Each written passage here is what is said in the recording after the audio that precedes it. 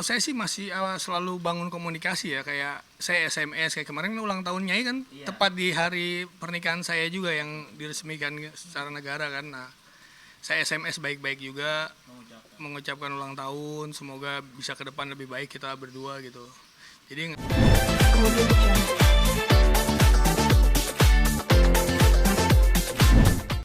oke, assalamualaikum warahmatullahi wabarakatuh. Alhamdulillah, yang pasti kita panjatkan puji syukur sama Allah. Yang pasti saya masih diberikan kesehatan, masih bisa aktivitas ya sebagai mana mestinya. Sekarang kesibukan saya ya itu, saya bilang setelah habis putusan, alhamdulillah putusannya juga baik-baik gitu kan, dengan Nyai, karena diputuskan oleh hakim apa yang udah kemarin mungkin rekan-rekan media lihat langsung gitu kan, ya saya terima lah, walaupun saya berusaha untuk mempertahankan rumah tangga saya sebenarnya, cuma kan dari pihak Nyai sendiri nggak mau seperti itu. Terus kesibukan saya sekarang ini rencananya ada ingin baru mau membangun di tahun awal tahun ya, pasti kita mudah-mudahan ya bisa cepat terrealisasi nih untuk satu launching produk, sama rencananya sama bengkel baru yang dengan konsepnya yang cukup besar lah, mungkin di otomotif kayak ada motor, ada bengkel itu ada motor dan ada mobil juga rencananya gitu. Nah, Bang, mau maaf sebelum rencana tahun depan kita bikin flashback sedikit terkait mungkin kaleidoskop. Tahun ini kan mungkin lu terkenal ketika menikah dengan Mei. Hmm, Nah, lu pada saat itu naik dan mungkin kaget juga ketika akhirnya bercerai hmm. sampai saat ini. Rasanya seperti apa sih, Bang? Maksudnya sudah lega kah dengan kejadian yang kemarin atau justru bersyukur atau ada hikmah apa sih, Bang, yang mungkin lu ambil dari kejadian kemarin di tahun ini khususnya?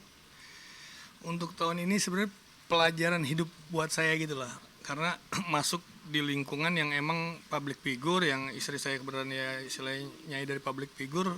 Saya tadi kan sebenarnya di otomotif kan, lebih juga dikenal di otomotif. Eh, Masuk nikah dengan Nyai ya, saya karena saya berpikir saat nikah itu kan adalah ibadah, apalagi yang ngenarin seorang ustadz kan, gurunya dia. Dan ya saya punya kepercayaan penuh pada terhadap istri saya saat itu kan, ya udah saya jalanin aja, saya ikhlas aja udah. Cuma ya sepanjang jalan saya bilang tadi bahwa jodoh mau rezeki itu urusan Allah, ya udah saat ini Allah akhiri jodoh saya sampai Nyai sampai itu, mungkin pasti ada hikmah di balik ini semua, ada kebaikan yang akan datang di setelah ini. Saya jadi baik sangka aja sama Tuhan saya. Nah, Bang, artinya kan dari lepas pernikahan kemarin kalian memiliki buah hati dari hasil semua. Artinya anak sendiri sejauh ini bagaimana, Bang, komunikasinya kepada anak? Sampai saat ini sih baru video call ya waktu itu kan, cuman yang saya bilang kemarin dari handphone, nggak tahu handphone siapa gitu kan, waktu itu pengacaranya kasih saya pada saat habis putusan itu. Dan cuman saya ngeliat kangen sih ya, kasihan gitu lihat anak saya, yang lihat saya pada saat dengar suara, mungkin dia belum mengenali kan, ngelihat sih udah ya, mungkin dengan suaranya yang meronta-ronta gitu, mungkin ya dia pengen dipeluk atau dicium seperti itu ya. Saya berharap setelah ini udah putusan gitu, kita udah nggak ada hubungan lagi, walaupun ya silaturahim saya berharap tetap terjalin ya kan. Karena ini ada anak gitu, ada Sultan yang emang butuh saya, butuh sosok saya, butuh sosok ibunya juga gitu kan. Ya kalau Nyai saya berharap bisa memudahkan saya untuk ketemu kapan aja, itu yang jauh lebih baik juga buat Sultan ke depannya. Sejauh ini soal waktu sudah dibahas atau mungkin sedang masih berlanjut membangun komunikasi dengan baik atau gimana, Bang? Kalau saya sih masih selalu bangun komunikasi ya, kayak saya SMS, kayak kemarin ulang tahun Nyai kan Iya, tepat di hari pernikahan saya juga yang diresmikan secara negara kan. Nah, saya SMS baik-baik juga mengucapkan. mengucapkan ulang tahun, semoga bisa ke depan lebih baik kita berdua gitu. Jadi intinya ya yang sekarang saya lakukan pun kegiatannya, saya membangun sesuatu yang tadinya ada tiba-tiba nggak ada ini kan, dari habis dalam waktu perkawinan saya dengan dia itu kan, untuk siapa sih? Kalau saya hidup saya udah sekarang ya anak-anak saya seperti itu. Mau bukan yang hanya dari Sultan atau Nyai aja, yang saya bangun ini adalah untuk anak-anak saya yang lain juga gitu. Gitu. Kan Ya. sebagai laki-laki kan memiliki kewajiban mungkin Hmm. khusus kepada anak soal nafkah dan Ya. segala macam. Sejauh ini udah ada pembicaraan belum sih, Bang? Berapa berapa pembagiannya, kewajibannya, atau mungkin pada saat putusan sudah ditentukan atau gimana bang?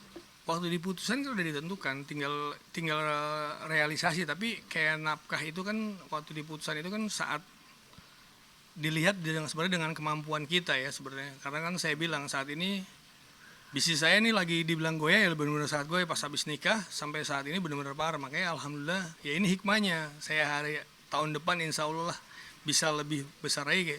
Buat anak kita ngapain ngitung sih itu. Kalau saya, kalau walaupun ditentukan oleh hakim misalnya segini, kalau kita bisa ngasih lebih kan nggak mungkin nggak kita kasih kan, boleh boleh aja, sah sah aja kalau buat anak. Itu aja sih.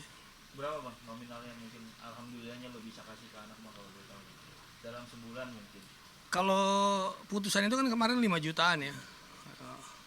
Kalau buat saya sebenarnya nanti setelah ini kita kan namanya laki-laki kan usaha semaksimal mungkin. Nggak mungkin kebutuhan anak tuh tiba-tiba kita bisa kasih lebih dari segitu nominal ya kita berikan gitu kan. Kayak seperti anak-anak saya yang lain aja berjalan dengan baik kok. Tapi Nyai sendiri sempat kayak harus wajib atau memang dia tipe yang orang ya udah kalau memang kamu ada silakan, kalau memang belum ada ya sudah nanti aja kapan gitu. Tipenya gimana sih bang? Sejauh ini? Kalau Nyai saya lihat karena kita komunikasi aja belum gitu kan. Padahal Nyai tahu saya lah dari awalnya seperti apa, dan dia tahu saya kalau saya sama anak-anak ngebelanya seperti apa gitu. Jadi tinggal dari Nyainya komunikasi sama saya, kalau sementara komunikasi saya aja kan masih di blok, belum dibuka aksesnya. Jadi susah juga saya mau ini Nyai kan, sementara dia tahu saya nih dulu kondisi saya seperti apa yang harus saya bangun, dan saya bela-belain untuk anak itu seperti apa gitu. Sebenarnya saya nggak bisa ngejamin juga anak saya di dunia, karena mereka lahir di dunia pun udah Allah jamin gitu. Jadi buat saya jalanin aja yang mana yang paling baik untuk anak-anak gitu. Berarti masih di blok sampai sejauh ini bang? Masih di blok, tapi ya saya pikir mungkin saya nggak tahu lah mesti kecewanya di mana gitu. Kalau perempuan biasa bro kayak gitu. Cuma buat saya yang penting saya berusaha untuk membaikkan dia, pelan-pelan saya SMS dengan kata-kata yang emang mungkin bisa dia hatinya terketuk sedikit buat ngebuka akses saya untuk dengan Baby Sultan, jadi memudahin saya untuk segalanya gitu. Melalui medsos gitu bang sudah mencoba mungkin? Sudah, sampai sekarang pun ya istilah kayak barang-barang yang saya perlukan untuk beraktivitas masih di sana semua kan. Saya keluar dari rumah ya cuma hanya waktu itu kan bawa diri saya aja gitu kan agak KTP juga masih di sana. Maksud saya berharap udahlah, maksudnya akhirin ini semua kita baik-baik ya kan, karena kita tetap harus silaturahim gitu. Karena saya kakaknya saya WA juga nggak dibalas juga, jadi kan ini jalan keluar apa sih sebenarnya yang kita mesti tempuh gitu kan. Karena di situ yang saya bilang di rumahnya ini ada motor customer, ada barang-barang customer yang emang saya mesti mendukung saya untuk bisa kerja nih. Lu mau ayahnya tanggung jawab untuk hal ini, tapi jadi sulit seperti itu kan. 6 bulan lo bayangin saya harus ngerintis semua bangun, karena saya punya brand yang istilahnya di otomotif bisa dibilang orang masih percaya, alhamdulillah gitu. Customer saya tetap saya kerjakan, saya tanggung jawab. Tapi sekarang kan saya lebih banyak fokus sama ibu saya nih, karena satu ibu saya juga kasih jelasin ke Nyai itu kemarin saya SMS di ulang tahun ini, karena saya harus fokus sama ibu saya cari keberkahan dari sini dulu aja. Makanya saya di rumah dia terus anak saya malah sekarang yang lebih banyak sering ngebantu di bisnis saya itu. Berarti memang barang-barang semua akses komunikasi tidak ada, artinya masih di sana bang ya, belum bisa terakses untuk lo ambil, lo gunakan. Iya. Kalau bicara harta gono gini juga mungkin apa gitu, Iya. di sana gitu bang. Iya, itu kan barang pribadi sebenarnya, barang pribadi yang saya beli bukan saat pernikahan dengan dia gitu. Saya bawa dari bengkel, dari rumah yang emang saya perlukan gitu. Dan saya juga nggak ngerti gitu, minimal Nyai bisa komunikasi dengan saya baik, udahlah saya bilang nggak usah ngapain kita perpanjang ribut yang kalau emang kan putusan udah jelas udah putus ya udah gitu. Bapaknya nih biar bisa nafkahinnya baik segala macam, udah saling support aja. Dia pengen apa kita support, saya juga pengen kita support, saling support kan, ada sultan yang kita pikirkan. Itu aja saya berharapnya. Tapi pernah buat nekat datang ke rumah nggak sih bang? Maksudnya dengan niat baik, lu mungkin dengan keluarga, lu dengan teman, atau mungkin sendiri pernah terbesit kayaknya gua kangennya mas Sultan. Saya udah pernah datang, tapi kan gerbang itu kan dikunci kan. Kalau dikunci kan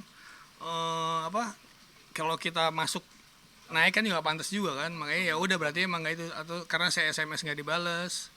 Ya ada beberapa kepikiran ya, kemarin sih saya sempat mau barang itu pun ditagih oleh apa, pengacara saya juga udah di list kan apa aja barang itu ke, ada asisten pengacara dia juga, nggak ada jawaban, belum ada jawaban sampai sekarang. Itu ini kan istilahnya hampir 7 bulan ya, mau dari bulan Juli, Agustus, September, Oktober, Desember. Itu cukup panjang lah buat saya, karena saya bilang saya juga SMS dengan kata-kata baik gitu kan. Eh, Pengen butuh barang-barang aja, udah sampai KTP pun kan saya perlukan gitu. Sebenarnya sih kalau mau ngomong bisa aja saya bikin baru. Udah nggak untuk urus, tapi buat apa juga gitu. Nah bang, dari mungkin kejadian yang diceritakan, eh, hikmahnya apa sih bang, mungkin ketika lu tadi mengatakan sekarang mau fokus dulu sama ibu gitu, apakah memang ini sesuatu yang Allah sudah gariskan buat kayaknya lu lebih baik ngurus orang tua dulu deh gitu? Terus seperti apa bang, lu menerapkannya? Makanya itu yang saya bilang, saya itu harus berpikir baik sangka sama Tuhan kita. Allah, saya baik sangka sama Allah bahwa seperti yang saya bilang tadi, kayak kemarin beberapa kali saya ada haul ziarah Solo kan, saya berangkat. Awalnya kan saya juga nggak mau berangkat, tapi guru banyak ngaji biar tenang, dan ternyata emang lebih tenang, dan emang mungkin ini udah takdir Allah gitu. Saya dapat nyai nyai sama saya, terus punya anak gitu kan. Kita kan nggak tahu di depan nih bakal terjadi, bisa jadi saya berharap nyai bisa jauh lebih baik terhadap saya setelah ini dibanding yang dia bilang pernikahan yang ribut terus gitu kan. Sementara di depan media kan kita mesra seperti itu gitu kan, padahal saya selalu pengen menjaga emang hubungan itu tetap harus baik, tapi yang saya bilang tadi harus, ya semua itu harus ikut dengan imamnya kan atau apapun. Jadi mungkin buat nyai juga buat pelajaran berharga, buat saya juga sama. Nah dari ini hikmahnya ya saya lihat udah mulai nih, dengan orang malah lebih percaya untuk berjalan, saya membangun Cemong Modified lebih besar. Bahkan ada satu produk yang emang kita launching ini, satu produk dari luar yang pertama kali di Indonesia, yang saya bilang Dolce itu yang akan kita launchingin pertama mungkin. Dan makanya saya berharap wah ini jalan dulu, jadi saya sabar aja, nikmatin aja gitu. Karena saya usaha ini buat siapa sih? Buat anak, buat orang tua, udah itu aja. Kalau saat ini memang kita belum ada pasangan kan, seperti itu. Nah bang, terkait rencana tahun depan mungkin bisa dijelasin spesifikasinya dari segi otomotif. Kita tahu kan lu aktif banget di otomotif, produk apa yang ingin lu keluarkan bisnisnya? Satu produk yang pertama yang gue bilang tadi itu ada satu cairan yang buat membersihkan mesin dan langsung mengcoating. Jadi Dolce Italian Tune Up namanya. Jadi satu produk yang emang kita rancang formulanya itu di bahan bakar. Jadi kalau kita udah masukin cairan itu ke bahan bakar, ya dia udah cleaning sama langsung ngoting. Itu yang pertama. Sebenarnya itu dari tahun lalu waktu gue mau nyai pengen kita keluarkan gitu kan. Tapi ada beberapa mungkin prosesnya karena barang ini impor kan. Sama partner gue, jadi kita lihat dulu nih pasarnya seperti apa. Kalau di mobil sih kemarin udah terakhir tuh kalau nggak salah di IMS udah launching yang buat mobil ya. Tinggal yang buat motor, karena motor itu spesialis hanya untuk di gue yang mengeluarkan. Jadi ada Dolce X Cemong Modified kerjasamanya. Sama ini paling ya bengkel yang paling utama ini, workshop gue buat berkarya nih. Yang rencananya yang kita bangun tuh nanti mungkin ada Cemong Modified motorcycle and car modification, jadi lebih luas. Kalau dulu kan gue hanya main motor kan, nah ini lebih ke arah semua otomotif termasuk mobil kita mau kerjakan gitu pasarnya. Karena otomotif sekarang nih pas habis covid luar biasa.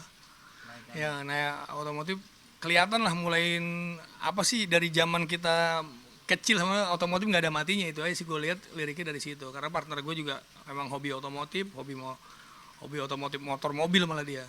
Nah gitu. Itu rencananya buka di mana bang, bengkelnya itu bang? Rencananya sih insya Allah di daerah Maruyung Depok ya. Makanya kita lagi matengin konsepnya nih, karena di dalam itu istilahnya kalau dibilang palu gada, apa yang lu mau selama itu otomotif, selama itu kita kerjain. Sama motor listrik nanti yang gue mau bikin rencananya. Nah motor listrik kemarin ada beberapa sampel yang ada di tempat gue itu, jadi sistem kerjanya udah pakai handphone, nyalain matiin pakai handphone, dan lu bisa tracking motor itu ada di mana. Itu kemarin gue udah ada sampel, sekarang udah di rumah kan, kita lagi rancang bodinya. Nah bang, mungkin uniknya adalah motor listrik ketika sekarang sudah mulai berkembang banyak Iya. mobil gitu kan. Nah kalau untuk pasar motor sendiri lu melihatnya di Indonesia seperti apa bang? Artinya kan orang masih berpikir kayaknya listrik belum masanya deh, tapi lu sudah berani untuk melakukan launching produk yang tadi lu bilang itu, gimana lu melihat? Eh, kalau jadi gini, kalau otomotif kan emang sebenarnya kayak handphone ya, Iya. ngikutin zaman aja. Jadi kalau trennya ini, nah sekarang gue lihat ngeliriknya gini loh. Ini listrik lagi mulai nih digencar sama pemerintah untuk semuanya harus listrik, gimana caranya. Jadi gue ngerancang motor listrik pertama konsep GP yang sempat di Mandalika itu kan emang konsep MotoGP Moto3 pertama mungkin di Indonesia yang gue bikin.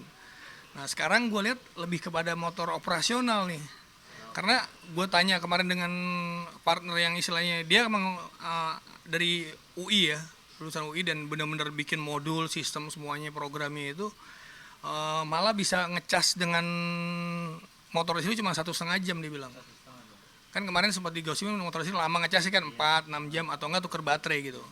Nah dia bilang kita bisa bikin program jadi irit baterainya, ada udah teknologi banyak lah yang dia jabarkan ke saya, makanya gue agak tertarik. Jadi rencananya ya mereka bikin modul engine semua, gue bikin frame, bikin chassis. Nah tinggal tinggal homologasinya aja nanti ke pemerintah seperti apa. Yang pasti kalau bentuk ya, kalau gue emang dari dulu konsepnya real the racing, gue bikin semua frame juga kita bisa bikin gitu. Tinggal kebutuhannya aja nih, motornya untuk apa, misalnya nggak mungkin kita buat kebutuhan harian kita bikin motor konsepnya konsep racing gitu. Gue sih tinggal ngikutin permintaan dari pasar aja.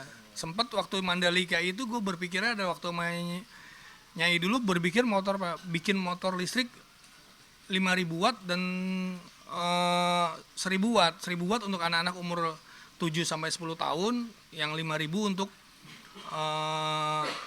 di atas 10 sampai 15 tahun. Nah itu kelasnya udah mini E sama Moto E kan, udah ada dua konsep tuh. Cuman kan ya ada masalah ini, mungkin ya Allah kasih tahan dulu untuk itu. Sebenarnya gue udah ada gambaran karena gue udah bikin sampelnya satu dua, maksudnya motor prototipenya untuk itu semua gitu. Nah bang, mungkin bulan apa nih rencananya untuk launching bengkel produknya segala macam, kalau boleh bocoran? Gue sih belum bisa gambarkan, mudah-mudahan sih secepatnya kita berharap, karena kan emang mesti bangun, gue lagi matengin konsep banget nih, apapun yang kita ini dari tempat pengecatannya, terus sistem teknik kerja, karena ini ada 7 konsep yang gue keluarkan, dari painting, servis, modifikasi, karbon kevlar, terus custom juga, sama ngerubah kaki-kaki semuanya udah, sama satu lagi aparel 7. Jadi sesuai bro, anak gue 7, gue bikinin 7 konsep itu, kali ya dari satu-satu itu semuanya bisa tanggung jawab nantinya. Dari ada keberkahan dari 7 anak itu gitu kan. Jadi gue bikin 7. Oke bang, terakhir mungkin ada doa menjelang akhir tahunnya, mungkin dengan berbagai kejadian yang kemarin lo alami, doa untuk di akhir tahun ini, untuk tahun depan apa sih bang? Yang pasti kita berharap Allah ampuni dosa-dosa gue pribadi, mantan istri saya gitu kan, untuk hal yang 1 tahun ini kita lakuin, mungkin banyak hilap, banyak salah, dan mudah-mudahan di tahun awal nanti di 2003 akan membuka lebaran baru yang mungkin hubungannya jauh lebih baik daripada ini. Karena kan saya nggak tahu juga, ada beberapa orang yang udah cut jodohnya sampai sini, tiba-tiba ternyata Allah maha membolak-balikan hati manusia, ternyata tahun depan gue masih jodoh lagi, makanya nggak tahu ya kan. Tapi ya itu kan harapan yang baik ya, yang pasti harapan paling dekat ya bisa silaturahim baik aja lah, karena ini kita udah menghubungkan saat nikah itu kan 2 keluarga nih. Kalau gara-gara hal kayak gini pisah kan jadinya jadi nggak baik gitu dengan yang lain. Walaupun di pemberitaan di luar dengan apapun gue terima dengan apapun, tapi yang pasti semua berita itu adalah nggak benar gitu. Sebenarnya kalau gue bicara ngomongin ego dan emosi ya nggak terima, karena ada ibu gue sama anak-anak gue yang dengar cerita itu, bahwa cerita-cerita yang di luaran minus banget bapaknya seperti itu gitu. Sebenarnya cuman gue pikir ya udahlah, perempuan mau berbicara apapun ya udah, berarti ya. Tapi gue berharap nanti Nyai akan kebuka, gue pun akan kebuka pikiran hatinya adalah demi anak, demi Sultan, itu aja.